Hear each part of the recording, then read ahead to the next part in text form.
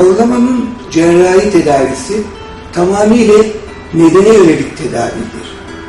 Öncelikle horlama ve uyku apneli hastalarda son derece dikkatli, özenli bir kulak burun boğaz muayenesi yapılmalıdır.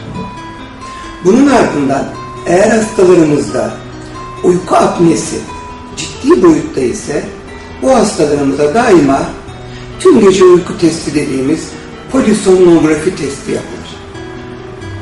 Eğer bu test sonucunda apne sayısı çok ileri boyuttaysa zaten öncelikle cerrahi düşünülmez.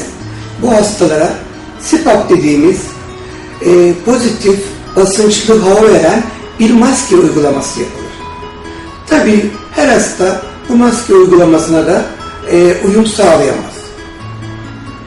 Horlama cerrahisinde son yıllarda son derece önemli bir gelişme olmuştur. Bu da uyku endoskopisidir. Horlama cerrahisi yapacağımız hastalarda hastamız önce hafifçe uyutulup flexible dediğimiz oynar başlıklı endoskopla horlamanın yeri, seviyesi belirlenir.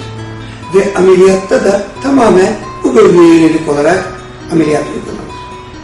Horlama cerrahisinde öncelikle burundaki kemik eğriliği, burun eti, eğer varsa kronik sinüzit düzeltilir. Horlamada çok önemli olan ağız bölgesine geçilir.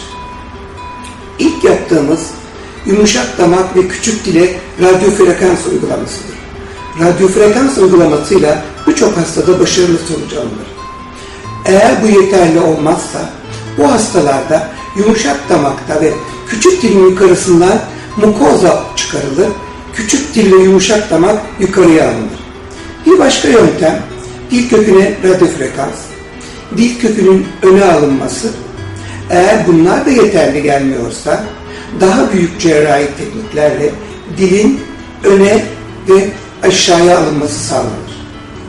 Yapılan bu cerrahilerle horlama ve uyku apnesi anlamlı ölçüde azaltılır, bazen de tamamen kaybolur.